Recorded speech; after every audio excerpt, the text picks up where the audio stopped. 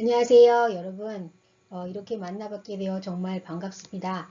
아, 워낙에는 이 특수한 코로나 상황이 아니면 강의실에서 여러분들을 뵀을 텐데 지금 이 여러 가지 어, 예기치 못한 상황 때문에 이렇게 온라인상에서 여러분을 뵙게 됐습니다.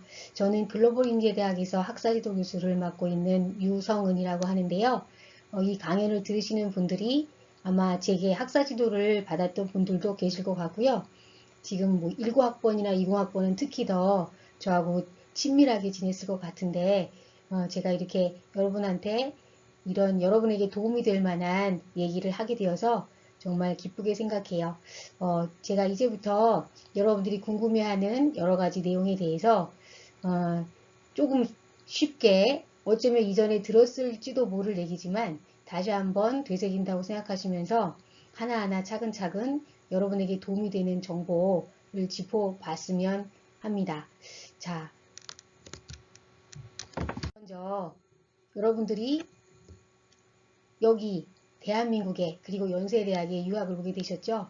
처음에 어떤 생각을 가지고 여기 오게 되셨는지 한번 생각해 볼까요? 지금 이 사진 막 나왔을 때 여러분 속으로 탄성을 지르신 분도 있었을 것 같아요. 네. 이 퍼플류, 그죠? 이거 좋아하시는 분들은 다 아시죠? 이분들 때문에 혹시 한국에 관심을 가지신 분도 계시고, 또는 이런저러한 드라마 때문에 지금 제4차 한류가 일본에서 시작되었다고 하죠. 이런 것들 때문에 관심을 가지게 된 분도 계시고, 혹은 또는 이러한 재미있고 유쾌한 프로그램 때문에 한국에 관심을 가지게 된 분도 계시고요. 특히 연세대학교에 있는 이 고유한 전통 아카라카 아직 못 해보신 분들 계셔요. 그죠? 19년에 오신 분들은 아직 뭔지 모르실 수도 있어요. 그죠? 이것 때문에 또는 우리의 이 영원한 상대 그죠? 이것 때문에 또 관심을 가졌을 수도 있어요. 지금 코로나 때문에 이 행복한 추억들을 뒤로하고 여러분들이 온라인상으로만 지금 공부를 하고 계시죠. 자, 그리고 1학년 때 여러분 아마 RC101 시간에 이거 다 한 번쯤 생각해 봤을 거예요. 지금 한국에 왜 왔고 또 그 수많은 대학 중에 연세대학을 선택했고 그리고 나는 지금 여기서 무엇을 하고 있고 그리고 결과적으로 무엇을 얻고 싶은지 한번 다시 한번 질문해 보셔야 될 때가 됐다고 느껴지지 않으세요? 자, 그래서 여러분들이 궁금해하는 거 학점, 졸업 요건을 내가 제대로 이수하고 있는지, 내가 중간에 교환학생을 갔다 올 수 있을 건지 아니면 갈 수 없을지, 장학금을 좀 받아봤으면 좋겠는데 어떤 장학금이 있는지 내가 그런 거에 대해서 조금 둔감하게 반응하고 있지는 않은지, 한국 학생들이 이수하는 자격증 뭐 할 게 없는지, 또 아르바이트도 해야 되겠고 유학생 할이 녹록지는 않으니까 그죠? 중간중간에 인턴십 또 한국 학생들이 막 하는 공모전 이런 것들 다 해봐야 되겠는데 도대체 어떻게 해야 되는지 궁금해요. 그죠? 자, 대학 생활이라는 것은 생각보다 매우 복잡하죠. 그죠? 그리고 잘 해나가기가 쉽지가 않아요. 근데 나는 유학생으로서 공부도 해야 되고, 그리고 친구도 사귀어야 되고, 인간관계도 맺어야 하고, 교수님과의 관계도 쌓아야 하고, 선배, 후배, 그죠? 사귀어야 되고, 또 이것을 통해서 다양한 실제적인 경험도 해야 되고, 그러면서 나의 정체성도 확립해야 되고, 또 핵심 역량이 무엇인지도 개발해야 되고, 내가 정말 통합적으로 나를 발달시켜서 나에게 맞는 진로를 제대로 찾아 나가야 하지요. 이런 거에 대해서 다시 한번 고민하는 시간이 되었으면 좋겠어요. 자, 그래서 제가 학사 정보에 대해서 조금 안내해 드리고 그리고 공부 잘하려면 연세대학교 내에서 또는 다른 기관 내에서 도움받을 것이 무엇이 있는지 한번 봐야 되겠고, 그죠? 그리고 생활적으로 지원받을 만한 것들 뭐가 있는지 다시 한번 짚어보고요. 그리고 마지막으로 문과대학 외국인 학생을 위한 특별한 프로그램에 대해서 안내를 해드릴게요. 자, 먼저 학사 정보입니다. 자, 누구든지 지금 졸업 요건 관심 가지고 계시죠? 이걸 제대로 잘 알고 있어야만 수강 신청을 제대로 할 수 있고 수강 신청을 제대로 잘 해야만 또 졸업을 잘 할 수 있어요. 요건에 만든 과목을 이수해야만 문제없이 졸업할 수가 있지요. 자, 그간 여러분들 이 지금 아직 졸업을 안 하고 계시다는 학번부터 제가 이제 거꾸로 세워나가면 4학년, 3학년, 2학년, 1학년 이렇게 되어 있는데 16학번 중에 졸업 안 한 분도 계실 수 있고 15학번 중에 또 졸업 안 한 분도 계실 수는 있어요. 그런데 편의상 17학번부터 제가 안내를 해드리려고 하고요. 19년에 GLC라는 글로벌인재 대학이 글로벌인재 학부가 글로벌인재 대학으로 승격을 하면서 GBED라는 글로벌 기초교육학부가 만들어졌고요. 그리고 각 단과대학별 전공별 외국인 학생은 모두 1학년 때 글로벌 인재대학 소속, 즉 글로벌 기초교육학부에서 1학년 동안 교육을 받고 2학년부터 전공으로 건너가게 이렇게 되었죠. 그래서 졸업 요건이 여러분 조금씩 달라요. 그래서 제가 지금 편의상 간단하게 17, 18, 19, 20으로만 가지고 왔고요. 그 사이에 공통기초 과목은 교양기초 과목으로, 또 필수 교양 과목은 대학 교양 과목으로, 또 RC 교과들이 그 안에서 선택교양 기초교육으로 이름이 약간씩 바뀌어져 왔어요. 수강편람을 보시면 아마 쉽게 이해하실 거고, 아마 이번 학기 여러분이 수강 신청을 제대로 다 했기 때문에 이 내용을 알고 계실 거라고 생각이 들어요. 자, 다시 한번 짚으면 17학번은 공통기초 글쓰기 기독교에 의해 대학영어 1, 대학영어 2. 영어는 이제 입학하실 때 시험 보신 그 수준 레벨에 따라서 여러분이 기초 영어냐, 그러니까 기본 영어냐, 아니면 대학 영어냐, 아니면 고급 대학 영어냐 이렇게 나뉘어지시죠. 그래서 학점을 이수하도록 되어 있었고 저렇게 해야만 전공에 진입하도록 되어 있었어요. 그렇죠? 그리고 필수 교양 영역에서 그때 10개 영역에서 8개 영역에서 골라서 3학점씩 24학점을 이수하여야 하고, 그리고 특히 문과대학 친구들은 언어와 표현에서 외국어 영역에서 6학점, 독일어 1, 독일어 2, 중국어 1, 중국어 2, 또는 일본어 1, 일본어 2, 또는 실력이 있으신 분들은 2, 3 이렇게 6학점을 이수하도록 되어 있었죠. 그죠? 그래서 요게 이제 달라지는 부분들인데 18년에 가면 18학번 분들은 교양기초, 즉 공통기초는 똑같아요. 글쓰기, 기독교, 대학영어 1, 대학영어 2 이게 똑같고요.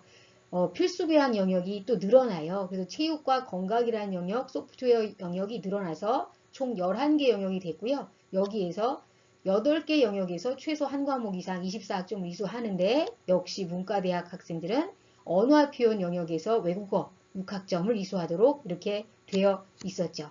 그래서 역시 외국어 문학부 친구들은 해당 외국어를 2과목 이상, 그리고 이제 나머지 학부 친구들은 아무 외국어나 2개씩 하시면 되도록 이렇게 정해져 있었는데요. 자, 19년부터는 GBED 글로벌 기초교육 학부가 생기면서 모든 외국인 학생들이 1학년 동안 글로벌 인재대학 소속으로 있게 되었고요. 그러면서 공통기초 영역에 GLC 영어 1, GLC 영어 2가 생겼고요. 이 영어 실력이 우수해서 입학할 때 면제, 즉 웨이브를 받으신 분들은 4학점을 그냥 선이수 학점으로 얻게 되었었어요.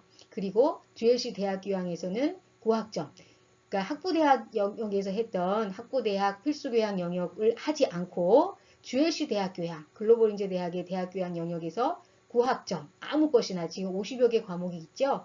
거기서 9학점만 이수하면 됐는데 단 문과대학 전공 학생들은 기존의 언어와 표현 영역에서만큼은 외국어 2개 과목 6학점을 이수해야 한다라는 요건만 같이 왔어요. 그래서 GLC 대학 교양 9학점, 그리고 외국어 영역에서 아까 말씀드린 것처럼 1, 2 또는 2, 3 어떤 외국어든지 하시면 되도록 되어 있었죠. 그죠?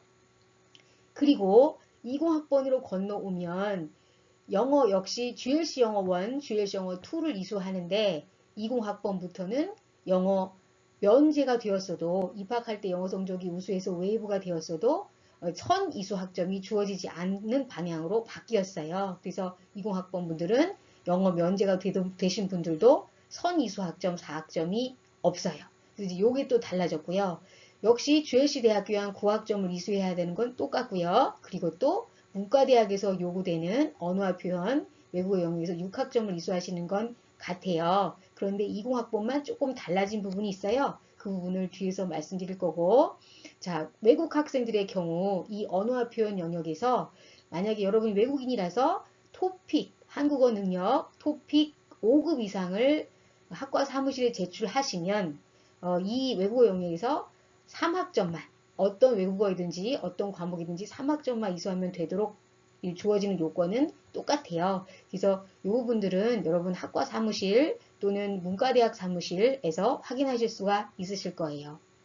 자, 그리고 아랫부분으로 내려와서 17학번 때는 HE 영역이 있었죠. RC 교과 중에. 그래서 1, 2, 3 중에 아무거나 2개를 필수로 했어야 했고 연세 RC101이 필수였어요. 그죠? 기억하고 계시죠? 17학번 분들. 그죠? 그리고 18학번 분들은 HE 1, 2, 3가 사라지고 SE라는 사회 참여, 한국 학생들이 사참이라고 말하는 과목이 생겼죠? 이게 이제 필수예요. 그래서 18학번들은 SE 과목을 필수로 하셔야 하고 그리고 연세 RC101 역시 필수였고 자 19학번부터 역시 GBED 소속이 되시면서 SE가 필수가 아니게 되었어요. 그래서 여러분 학번별로 졸업 요건이 상당히 차이가 있기 때문에 제가 여러분한테 학사 지도 할 때 선배님이 이거 해라 저거 해라 그런 거 다 확인해보지 않고 그냥 무조건 믿지 말고 확인을 해라. 그리고 이상한 게 있으면 학사지도 교수님한테 물어봐라 라고 제가 여러 번 말씀드렸죠. 19학번부터는 GLC 소속으로 1년 동안 있게 되기 때문에 SE 과목, 즉 사천 과목을 하지 않아도 되게 그렇게 만들어졌어요. 그래서 SE가 필수가 아니라 선택이다 라는 거 말씀드리고 연세 RC101은 필수예요. 그죠? 자, 20학번도 지금 제 화면 때문에 여기 안 보이실 텐데 똑같아요. 19랑 요거는 그죠? SE 선택이고 연세 RC101은 필수예요. 그래서 지금 이 표를 보시고 혹시 이해가 안 되시거나 문제가 있으신 분들은 저에게 물어보셔도 좋고요. 그리고 문과대학 행정실에 담당 선생님 계시니까 물어보셔도 좋고 제가 이따가 뒷부분에서 여러분 각 전공별 외국인 교수님을 안내해 드릴 거예요. 그 교수님께 여쭤보셔도 좋아요. 자, 20학번은 언어와 표현 영역에서 새로운 내용들이 추가됐어요. 그걸 다음 페이지에서 보여드릴게요. 자, 문과대학 20학번 언어와 표현 영역 이수 요건 안내가 약간 달라졌죠. 그래서 언어와 표현 영역에 개설된 제2외국어 1과목, 한 과목을 기본으로 이수하고 나머지 한 과목은 동일한 외국어를 하시거나 또는 수화를 하시거나 컴퓨터 특정 사고와 그 소프트웨어 프로그래밍을 하시거나 그죠? 또는 소프트웨어 프로그래밍 중에서 선택하여 이수할 수 있다. 이 말이 길어서 예시로 보여드리면 외국어 1, 외국어 2, 한문 1, 한문 2 이렇게 하셔도 되고 다시 외국어 1, 다른 외국어 2, 한문 1, 중국어 2 이렇게 하셔도 되고 또는 다른 외국어 한문 1 하나 그리고 SW 프로그래밍 하나 이렇게 하셔도 된다라는 뜻이에요. 그죠? 그리고 언어와 표현 영역 중 영어 과목은 안 되시고요. 그리고 제2외국어 과목 한문 1, 2, 3, 중국어 1, 2, 3, 독일어 1, 2, 3, 프랑스어 1, 2, 3, 러시아 요거 있죠. 요것도 제2외국어 영역으로 전공을 하시는 분들은 요 내용을 확인하셔라 그 뜻이고요. 신구 과목은 아무거나 할 수 없고 역시 그 인정 여부는 학과장님의 승인이 있어야 한다. 단 외국인 학생의 경우 토픽 5급 이상을 제출했을 때 이 영역에서 아무거나 한 과목만 이수하면 된다라는 게 지금 여러분의 그 학부대학에서 개설한 대학교양 요건이에요. 그래서 이 내용도 혹시라도 이해가 안 되시면 저에게 문의해 주세요. 아셨죠? 자, 여기까지가 이제 졸업 요건에 관한 간단한 설명이었고요. 전공에 관해서는 여러분 전공별로 학과별로 다 달라요. 이거는 전공 교수님 또는 학과 사무실에 문의하면 알 수 있어요. 아셨죠? 자, 전공 제도에 대해서 다시 한번 짚어볼까요? 여러분 지금 단일 전공만 하고 계신 분도 계시고 그리고 나는 복수 전공 할 거야, 이중 전공 할 거야, 전공 2개 해야지 이런 분도 계시고 이중 전공까지 너무 많아서 부전공 정도까지만 해서 어떤 한 학과에서 21학점 이수해서 부전공만 해야지 이렇게 생각하고 계신 분도 계실 거예요. 그 이외에 연계전공이라는 연계학사 학위를 주는 연계전공도 있고요. 그리고 졸업하기 직전에 하는 졸업 예정자 복수 전공도 있고 그리고 학부대학원, 학부와 대학원을 같이 5년 만에 마치는 학부대학원 연계과정도 있어요. 자, 이런 거에 대해서 다음 페이지에서 차근차근 짚어드릴게요. 자, 먼저 복수 전공. 신청 시기는 언제예요? 여러분 제1전공을 배정받은 다음 학기 말부터 신청이 가능해요. 그래서 보통 첫 학기에는 6월, 두 번째 학기에는 12월이 되는데요. 여러분이 입학 시기가 각각 또 다르시기 때문에 1년 뒤가 언제인지 그 시점을 보셔야 되고 1전공을 배정받은 뒤는 1년 뒤라고 생각하시면 가장 편한데, 공통기초, 그죠? 교양기초에 해당되는 과목을 다 이수한 분들이 정식으로 전공에 진입한다고 생각하시면 되고요. 보통 여러분 1년 뒤에 1학년 말에 전공에 제1전공에 진입하세요. 이제 그리고 나서 그 다음 학기 말이니까 언제예요? 세 번째 학기, 그죠? 3학기째 세 번째 학기 말이 6월 또는 12월이 되셔요. 여러분 입학 시기에 따라서 그때 신청할 수 있고요. 여석이 있다는 건 뭐예요? 남은 자리.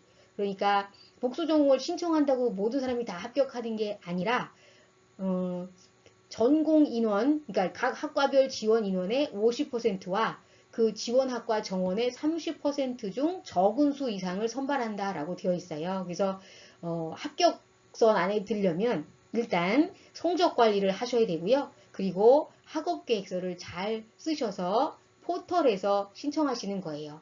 그래서 3학기부터 신청할 수 있는데 여러분들이 이제 보통 관심이 있는 다른 학과가 문과대학 이외에 사회과학대학의 언론홍보라든지 또는 정치외교라든지 또는 문화인류학이라든지 요즘 이쪽에 관심 있는 분들이 조금 생겼더라고요. 또는 사회복지학 이 정도 관심이 있고요. 또는 경영대학의 경영학과, 그죠? 또는 상경대학의 경제학과, 또는 생활과학대학의 생활디자인이라든지 실내건축이라든지 뭐 의료환경이라든지 또는 조금 더 나아가면 식품, 그죠? 영양이라든지 이쪽, 그죠? 관심 있는 분들이 계셔요. 그럼 여기를 3학기 말에 학사 포털 시스템에서 지원하시는 거예요. 클릭하시고 지원하는데 지원할 때 여러분의 성적표, 그죠? 그리고 학업 계획서를 업로드 하도록 되어 있어요. 그래서 신청을 해 놓으시면 심사를 통해서 합격하게 되면 합격, 불합격하게 되면 불합격이라고 이제 판정이 나요. 그 2달 정도 지난 뒤에. 그런데 반드시 복수 전공하기 전에 따로 이수, 그러니까 먼저 꼭 들어봐야 하는 과목은 따로 없어요. 그러나 복수 전공을 신청하기 전에 그 과에 어떤 과목도 들어보지 않고 신청하기란 너무 어렵죠. 왜냐하면 내가 학업 계획서도 써야 되고, 그죠? 그리고 그 과에서 어떤 공부를 어떻게 가르치는지도 좀 봐야 되고, 또 학과 분위기, 친구들은 어떤지도 좀 봐야지 여러분들이 소속이 2개가 되는 거기 때문에 적응을 조금 하시고 그리고 공부를 할 수 있겠다 없겠다를 판단하신 후에 신청하는 게 좋기 때문에 꼭 먼저 들어봐야 되는 과목은 없지만 기왕이면 먼저 들어보시고, 그러니까 3학기 때에 먼저 복수 전공하고 싶은 학과의 전공 기초 과목이라든지 전공 필수 과목이라든지를 들어보시고 그리고 나서 학업 계획서도 작성하시고 정말로 진짜로 신청하시는 게 좋겠죠. 그죠? 그래서 여러분이 경작 캠퍼스대 복수 전공을 할 경우에는 여러분 지금 하고 있는 전공 36학점, 그 다음에 경제학과 2번째 전공 36학점을 이수하셔야 졸업할 수 있고요. 졸업장에 이 모든 전공이 나란히 기재가 돼요. 자, 그런데 모든 학과가 다 36학점만 이수해야 되는 건 아니에요. 전공별로 조금씩 달라요. 그것도 다음 페이지도 다시 한번 보여드릴게요. 그리고 복수 전공할 수 없는 학과들이 있는데 아시는 것처럼 음대, 건축학 5년제, 근융, 법학, 의치간호, 약학, UIC, GLC, 글로벌 인재대학도 불가능하시죠. 그래서 복수 전공할 수 있는 학과를 선택하셔서 지원해 보시는 것도 좋다라고 말씀드려요. 여러분 지금 하고 있는 전공과 다른 어떤 전공을 해서 시너지 효과를 일으킬 수 있는 전공이 있다면 그러면 기왕이면 복수 전공을 하시는 게 여러분 역량 개발에도 또 여러분이 진로를 더 넓게 선택하시는 데에도 훨씬 도움이 되기 때문에 좋아요. 그래서 대학에서 전공을 2개 하기가 쉽지는 않지만 여러분 기회가 되고 또 실력이 될 거라고 믿어요. 된다면 저는 꼭 해봤으면 좋겠다라고 말씀드려요. 자, 복수 전공할 때 알려드릴 것들 하려는 이유가 뭐냐? 경영을 다 해야 된다고 해서 이건 아니에요. 그죠? 왜 모든 사람이 다 거길 가면 저도 꼭 가야 돼요? 그건 아니죠. 그죠? 그래서 내가 학문적으로 흥미가 있나? 경영에 대해서 내가 나중에 경영 쪽으로 뭔가 얻고자 하는 그런 메리트가 있나? 내가 이쪽으로 뭔가를 하고 싶나? 이런 걸 생각해 봐야 돼요. 그래서 내가 개인적으로 성장하고자 하나? 그쪽으로? 또 내가 현실적으로 필요한가? 뭐 여러 가지 이유가 있겠지만 약간 목적이 정확한 게 좋죠. 그죠? 확실하게 목표가 있어야 그냥 친구가 가니까 다른 사람이 하라고 하니까 엄마가 꼭 하라고 해서 이건 아니라는 거죠. 자, 그리고 말씀드렸던 것처럼 수업을 듣지 않고 복수 전공을 고민하지 말 것.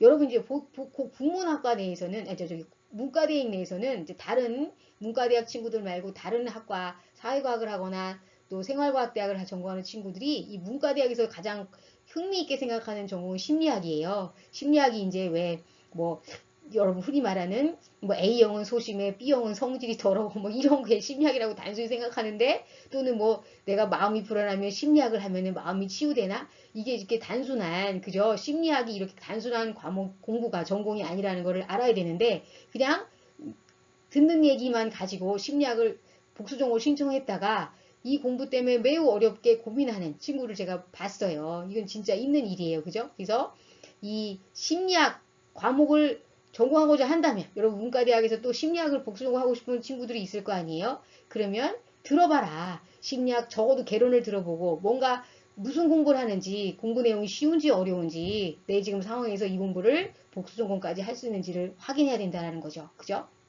자, 그리고 더 나아가서 개론을 들으면 물론 기본이죠. 근데 개론뿐만 아니라 3천 단위, 4천 단위 정말 전공 과목을 들어보면 아, 이게 어떻게 전공을 심화되는지 이제 알게 돼요. 그래서 그 흐름과 맥락을 파악해야 내가 내 전공, 제1전공을 하면서 이 복수 전공을 할 수 있겠구나. 아니면 그냥 부전공 정도로 만족해야 되겠구나. 여기서 이제 갈림길에서 여러분이 판단이 서시는 거죠. 그래서 어려운 과목도 한번 들어봐라. 그리고 또 하나 같은 주제를 다루는 전공 수업을 통해서 시너지 효과를 한번 노려봐라.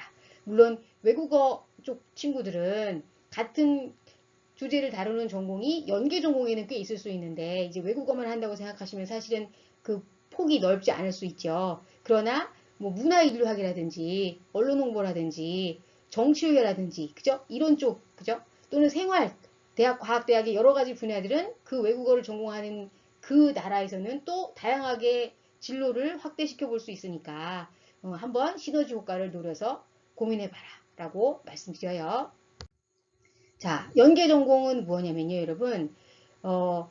복수 전공은 각 단과대학교로 존재하고 있는 있죠. 정치외교학과, 사회과학대학에, 그죠? 문화인류학과 이렇게 있는데, 연계 전공이라는 전공은, 연계 전공으로만 할 수 있는 전공이에요. 그래서 연계 전공 홈페이지가 따로 있고, 그 전공도 과목이 따로 정해져 있어요. 그게 바로 여기 연구전공명이라고 되어 있는 가운데 있는 부분 있죠.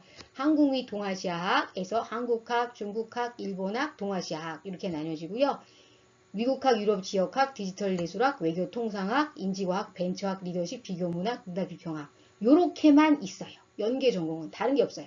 그래서 제가 아까 외국어 하시는 분들은 요걸 전공하시는 분들은 연계 전공에서 같이 시너지 효과를 낼 만한 걸 찾을 수 있다라고 말씀드린 게 중어, 중문, 중국학 그죠? 우리는 일본 1호1문은 없지만 내가 혹시 일본에서 여러분 뭐 일본에서 오셨거나 또는 일본을 잘 알고 있거나 하시면 일본 같이 공부해 볼만 하고 또 내가 동아시아 전체를 공부해 보고 싶다는 생각이 들으시면 동아시아 각을 연계 전공으로 하실만 하죠. 미국학, 유럽 지역학 다 마찬가지죠. 도고동문, 불어불문 그죠? 그리고 디지털 예술학은 사실은 이게 지금 되게 여러분이 많이 관심 있는 분야 중에 하나죠. 그죠? 같이 또 이쪽도 여러분이 내적인 거, 컨텐츠를 디지털 예술학적으로 연계시켜서 여러분이 갖고 있는 컨텐츠를 개발할 수 있는 전공이 될 수도 있고 그리고 내가 경영 경제를 갈 수 있는 그 정도의 학점을 경영경제학과는 사실 한국 애들도 많이 그죠 이 복수전공을 하고자 하는 학과라서 성적이 비교적 높은 편이에요. 그런데 내가 성적 관리를 안 했어. 그래서 경제나 경영을 합격하기는 어려울 것 같아. 그러면 외교통상학으로 지원할 만하다. 여기도 비슷한 공부를 하고 역시 정치, 경제, 외교, 통상 쪽 과목 공부를 해요. 그래서 한번 해볼 만하다라고 말씀드려요. 그죠? 그리고 인지과학 쪽, 벤처, 경영도 벤처하고 다 관련이 있죠. 리더십, 비교문학, 문화비평학. 그래서 이런 쪽에 관심 있는 분들은 연계전공 홈페이지에 가셔서 연계전공으로 내가 공부를 하면 어떨까라고 한번 생각해 보시는 거예요. 연계전공은요, 신청하고, 역시 포털에서 똑같이 복수전공이랑 신청하는 방법이 같아요. 3학기째부터 시간도 같은 시기에 똑같이 포털에 업로드 시켜요. 성적표와 학업 계획서를. 그러면 연계전공 교수님이 심사를 하고 합격하는데 여기는 다수의 학생이 합격하고요. 그리고 신청하는 학생들 대부분 합격해요. 그래서 외국 학생들이 하기에 매우 좋다. 그리고 영어로도 하는 강의도 매우 많기 때문에 영어권에서 오신 외국 학생분들은 또 영어 잘하시는 분들은 이쪽으로 공부하기에 조금 편하실 수 있다라고 말씀드려요. 이 학위도 연계 학사 학위로 졸업장에 병기된다. 36학점을 이수해야 한다. 연계 전공 신청하기 전에 반드시 연계 전공 홈페이지 제가 지금 안내해 드렸죠? 여기 가셔서 학과별로 담당 교수님이 계세요. 교수님하고 면담하시고 어떤 내용 공부를 하시는지 같이 한번 의논해 보시고 그리고 신청하시는 게 가장 좋아요, 여러분. 그래서 복수 전공, 연계 전공 여러분에게 이렇게 선택지가 다양하게 있다는 거 알려드렸어요. 그리고 연계 전공 홈페이지를 지금 제가 소개해드리면 여기 지금 외교통상을 일단 클릭해 봤고요. 외교통상학에서 저기 오른쪽 위에 보시면 전공 소개, 운영세칙, 교과과정이 있죠. 교과과정을 클릭해 보시면 어떤 과목을 공부하는지 커리큘럼이 다 나와 있기 때문에 여러분이 확인하실 수가 있어요. 그래서 수업 지금 강연 들으시면서 한번 클릭을 해보시는 것도 괜찮을 것 같아요. 그래서 직접 확인해 보시라고 페이지 보여드렸어요. 자, 그리고 이제 부전공이에요. 와, 복수전공도 36학점 이상, 연계전공도 36학점. 너무 어렵지 않나? 그냥 부전공에서 만족할까? 하시는 분들은 연계전공은 부전공이 안 돼요. 복수전공으로만 신청 가능하고요. 복수전공을 하다가 너무 힘들면 복수전공을 취소하고 부전공 21학점으로 또 부전공도 역시 졸업장에 부전공이라고 명기가 되니까 이렇게 하시는 것도 방법이죠. 그래서 각 과별 홈페이지에 가시면 부전공 이수 요건이 있어요. 그래서 거기를 확인하시면 어떤 과목으로 21학점을 이수해야 되는지 아실 수 있어요. 그걸 보시고 부전공을 하실 수도 있고요. 졸업하실 때 신청하시는 거예요. 부전공 이렇게 확인해 주세요. 그러면 졸업할 때 부전공 요건이 만족되었으면 오케이 하고 학위증이 이제 여러분 나가시는 거죠. 자, 그리고 한 가지 더 알려드릴 게 학부 대학원 연계과정이라고 해서 학부 원래 4년에 마치는데 3.5년에 마치고 대학원 석사과정도 원래 2년은 있어야 마치는데 1.5년에 맞춰서 두 가지를 합쳐서 5년에 다 마치는 거예요. 그래서 이걸 학석 연계과정이라고 해요. 학사, 석사, 연계과정. 그래서 학부대학원 연계과정 5년 안에 학사와 석사학위를 함께 취득하는 것이고요. 이거는 전공 배정 받고 2학년 4학기를 수료해야 돼요. 4학기를 수료한 학생인데 그때까지의 총 평량 평균이 3.3 이상인 학생이 신청할 수 있고요. 서류 심사만으로 선발하고 역시 학업 및 연구 계획서는 다 제출하셔야 돼요. 자, 이 과정에 합격을 하게 되면 학기당 최대 21학점까지 이수해야 되고요. 학부 수업과 대학원 수업을 같이 들으시는 거예요. 그래서 학부 수업 얼마, 대학원 수업 6학점에서 최대 12학점까지. 즉 듣는 것만으로도 공부가 매우 어려울 것 같다는 생각이 들죠. 그죠? 2학년 이상, 즉 3학년 때부터 대학원 수업을 같이 대학원 선배들이랑 같이 들으면서 대학원 수업 들어야 되고 학점 이수해야 되고 또 졸업하기 전에 논문을 써야 되기 때문에 논문 준비까지 하면서 해야 돼요. 그래서 연계과정 학생들은 우수한 학생들이고 일단 이걸 도전하면 거의 공부만 해야 되기 때문에 장학금이 주어지고 또 여러 가지 다양한 혜택들이 있어요. 수업 조교도 할 수 있고 그래요. 그래서 상세 내용은 여기 전화번호로 문의하시거나 또는 대학원 홈페이지 가시면 학부대학원 연계과정이 있어요. 요거를 참조하셔서 보실 수도 있어요. 중요한 건 신청 시기를 놓치지 않는 거예요, 여러분. 그죠? 4학기 끝, 그 다음에 6학기 끝, 7학기 시작하기 전 요거예요. 그래서 요 시간을 기억하고 계셔야 된다라고 말씀드려요. 자, 복수 전공은 제가 말씀드렸던 것처럼 학과 전공에 따라 이수해야 되는 학점이 다르므로 전공별로 반드시 확인해야 돼요. 경영 복수 전공은 36이 아니라 그대로 48학점을 해야 되고요. 정치외교 복수 전공은 36 아니고 39학점을 해야 돼요. 이외에도 또 학과별로 요건들이 다양하게 있을 수 있기 때문에 관심 있는 단과대학의 홈페이지를 제가 여기 적어드렸으니까 가셔서 여러분들이 가장 관심 있어 하는 학과 홈페이지예요. 여기 들어가셔서 과별로 클릭해 보시면 졸업 요건 앞에 다 복수 전공 이수해야 할 때 어떻게 해야 되는지 요건들이 나와 있으니까 하나씩 차근차근 살펴보세요. 아셨죠? 자, 이제 여러분이 정말 많이 관심 있는 거 교환학생 프로그램이에요. 자, 교환학생 프로그램은요. 정말 종류가 다양하고요. 홈페이지 주소는 oia.연세.ac.kr이고요. 거기 가셔서 여기 해외 파견 프로그램이라고 하는 데를 클릭하셔야 돼요. 여기를 순차적으로 클릭을 하시면 여러분 해외 파견 프로그램 클릭하고 다시 내려가면 파견 학생 경험 보고서가 있는데 여기에 어떤 대학의 어떤 나라의 어떤 대학으로 가서 어떻게 공부를 하고 어떻게 먹고 살았는지 그 주변 환경까지 상세하게 보고하게 이 경험 보고서를 통해서 다 작성을 해서 제출해야 되기 때문에 이게 여러분에게 정말 꿀팁이에요. 그래서 이거를 꼭 보셔라 라고 말씀을 드리고요. 자, 일단 교환학생은 프로그램이 매우 많아요. 그래서 셉이라는 것도 있고 SAP, 그 다음에 BGT라고 해서 VSP라는 것도 있고 그 다음에 GIP라고 해서 또 같이 일하면서도 하는 프로그램도 있어요. 지금 2017년 기준으로 600개 이상의 대학과 교류 협정을 맺고 있고요. 19년에도 지금 교환학생을 가긴 다 갔어요. 근데 중간에 코로나 때문에 돌아와서 한국에 들어와 있었던 학생들이 있긴 있었는데 역시 한국 상황처럼 온라인으로 다 수업을 들었죠. 근데 코로나 상황이 나아진다는 전제하에 여러분들이 교환학생을 알고 있어야 시기에 맞게 신청하고 또 절차에 따라서 이걸 다 하셔야 제대로 나갔다 올 수 있기 때문에 일단 알려드려요. 자, 교환학생 프로그램에서 제일 중요한 게 뭐라고?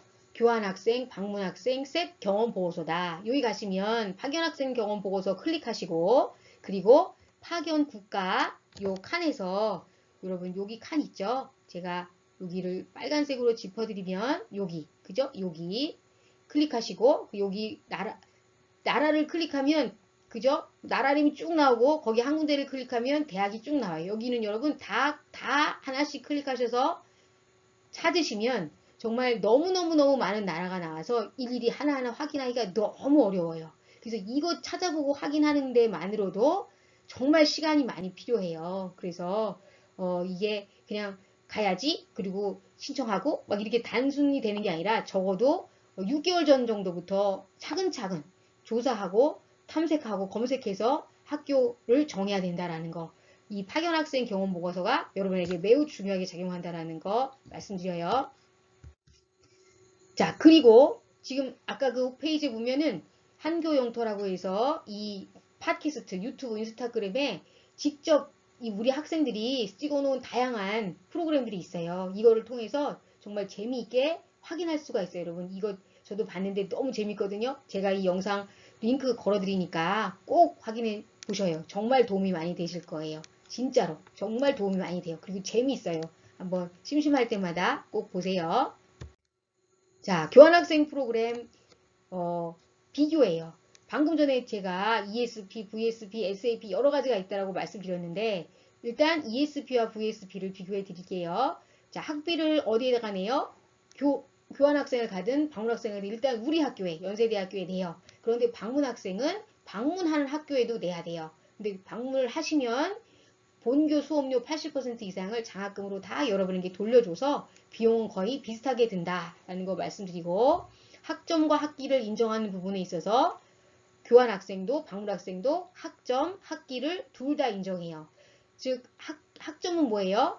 그 전체 졸업학점의 8분의 1을 여러분 인정받을 수 있어요. 그래서 교환학생 가시거나 방문학생 가셔서 이수하는 공부한 그 과목의 학점을 연세대학교에서 그대로 다 인정해 주는 거예요. 근데 여러분이 어떤 과목을 듣고 오냐에 따라 그 인정 영역이 달라지는 거죠. 그죠? 내가 중국에 가서 막 여러 가지 그 전통문화 관련한 프로그램이라든지 또는 고전문학 관련된 프로그램이라든지 이런 수업을 많이 듣고 왔어요. 그런데 그 중에 어떤 것은 전공으로 인정받을 수 있겠지만 어떤 것은 교양으로 또 인정받을 수밖에 없는 것들이 있어요. 그래서 어쨌거나 학점은 다 인정받는데 그 학점이 어떤 영역으로 인정받을지는 생각을 해보고 그죠? 이걸 알려줄 사람은 누구예요? 교수님이지. 전공 교수님. 그죠? 전공 교수님이 이런 과목을 듣고 오면 이거는 전공으로 인정되지만 이거는 교양으로밖에 인정이 안 될 것 같아. 이걸 알려주실 분이 전공 교수님이에요. 그래서 전공 교수님한테 면담을 하시고 교환학생 신청하시고 수강 신청하시고 이게 좋아요. 아셨죠? 학기도 그 나라에 가서 그 학기에 한 학기를 있었다 그러면 한 개 학기 인정, 두 개 학기를 있었다 그러면 두 개 학기 인정되는 거예요. 교환학생은 두 학기 최대 있을 수 있지만 방문학생은 한 학기만 있을 수 있어요. 그죠? 요거 기억하고 계셔야 되겠죠?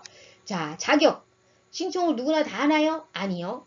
신청할 때까지의 평량 평균이 3.0 이상 되시는 분, 그리고 영어권은 영어 성적을 제출해야 되고 비영어권은 언어권별 시험을 통과해야만 합격하는 거고요. 그죠? 교환학생은 인원 제한이 있고 방문학생은 인원 제한이 없어요. 자, 왜 그런 거 하니? 교환학생은 우리 학교에서 어떤 학교로 학생을 파견하죠? 그 학교에서도 우리 학교에 똑같은 숫자가 와요. 그렇기 때문에 인원 제한이 있고요. 방문학생은 우리 학교에서 방문한 학생들, 다른 나라에서 방문한 학생들이 같이 공부를 해요. 그래서 다수 학생 파견이 가능하다. 방문학생 같은 경우는 언어 실력을 향상시키는 프로그램을 하는데 매우 유효해요. 그래서 이 프로그램을 여러분이 한번 가을 학기에 주로 있으니까 신청해서 한 학기 하시고 두 번째 학기는 교환학생을 다시 신청하셔서 진짜 그 나라 대학 친구들과 토론도 하고 발표도 하고 그죠? 논쟁도 하는 이러한 수업을 한번 들어보고 오신다면 여러분이 정말 실력을 많이 향상시키고 그리고 정말 그 전공 지식도 또는 교양 지식도 심화돼서 돌아오는 그런 효과를 볼 수가 있겠죠. 자, 다른 프로그램과 합산해서 최대 2개 학기까지 가능하다. 교환학생도 최대 2개, 방문학생도 최대 2개예요. 방문학생 많은 한 학기인데 다른 프로그램과 합산해서 제가 지금 말씀드린 것처럼 방문학생 한 학기, 교환학생 한 학기 이렇게 최대 2개 학기까지 있을 수 있다. 그 뜻이에요. 자, 이것은 여러분 계획을 세우고요. 꼭 여러분 지도교수님과 한번 만나서 심도 깊은 논의를 하시고 어떤 과목이 있는지도 확인하시고 어떤 과목을 이수해오면 내가 어떻게 학점 취득을 할 수 있는지도 확인하시고 가시는 게 좋아요. 아셨죠? 자, 그래서 해외 파견 프로그램의 종류가 아까 말씀드린 것처럼 셉도 있고 GIP도 있고 그 다음에 각 산업체에서 하는 것도 있고 어학연수만 하는 것도 있고 그리고 연세대학교에 있는 공자 아카데미에서 진행하는 중국 문화 탐방 같이 하면서 하는 정말 다양한 프로그램이 많아요.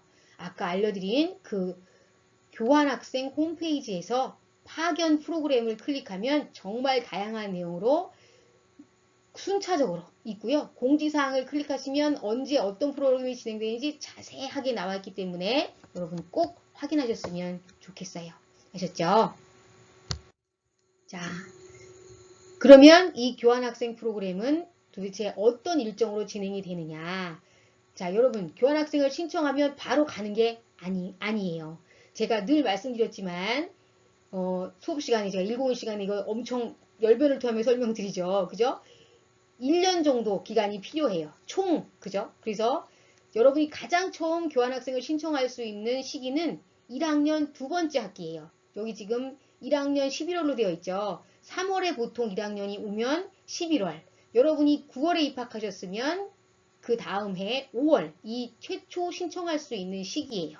그러니까 2개 학기 이상을 우리 학교에서 수학한 학생이어야 해요. 그러니까 11월 즈음부터 그죠? 2개 학기 기말이죠. 그 다음에 가을에 오신 분은 5월이 되어야 두 번째 학기가 기말에 가까워오는 거죠. 그죠? 이렇게 신청을 하면 그 다음 해에 두 번째 학기에 가시는 거예요. 그러니까 1학년 11월에 신청해서 합격하면 2학년 2학기 9월에 가시는 거예요. 그죠? 그 다음에 5월에 합격해서 신청하셨으면 그 다음 해에 3월 1학기에 가 계시는 거예요. 그래서 이게 1년여의 시간이 총 걸려서 가는 거기 때문에 신청하고 바로 방학 지나고 그렇게 가는 게 아니다라는 거 말씀드려요. 그래서 계획을 세우실 때 1학년 1학기, 1학년 2학기, 2학년 1학기, 2학년 2학기 이걸 잘 보시고 내가 신청하면 언제 갔다 언제 오는지를 확인을 반드시 하셔야 돼요. 왜? 4학년 1학기까지만 해외에 있을 수 있고요. 여러분 4학년 2학기는 마지막 학기라서 한국에 연세대학교에 있어야 졸업할 수 있기 때문에 이 학기를 반드시 기억하셔라 라고 말씀드려요. 아셨죠? 자, 희망대학 조사해요. 이거 다 포털에서 교환학생 신청 기간에 포털에서 신청하시는 거예요. 그죠? 그리고 이제 여러분이 희망대학이 막 50개까지 쓸 수 있어요. 최대 막 50개 이상이 있는데 막 최대 한 그 페이지에는 25개까지 쓸 수가 있도록 되어 있어요. 1순위부터 25개까지 이렇게 지역에 따라 매우 많은 대학이 있을 수 있고 또 지역에 따라 10개 미만의 학교가 있을 수 있고 그래요. 그래서 이제 최대로 쓰실 수 있어요. 그래서 1차로 온라인 지원하고 포털에서 토플 성적 영어권이라면 성적 제출하고 그죠? 그리고 배정 발표하고 2차 서류를 제출해요. 그죠? 그리고 이때 뭐 추천서도 써야 되고 학업 계획서 써야 되고 막 그래요. 그죠? 그리고 최종 입학 허가를 하고요. 그리고 파견 교육에 참석을 해야 돼요. 가서 이제 오리엔테이션이죠. 어떻게 진행이 돼야 되고 이런 것들 다 주의사항 들으시고 등록금을 우리 학교에 납부하시고 출국하셔요. 그리고 파견대학에서 공부를 해요. 한 개 학기라든 두 개 학기를 하든 해요. 그리고 돌아오셔서 이수한 학점을 교무처에 내서 이제 학점 영역을 어떻게 이수를 제대로 했는지 또 교양으로 했는지 전공을 했는지 이런 거를 다 확인을 받아요. 그리고 파견 경험 보고서를 작성을 해서 제출해요.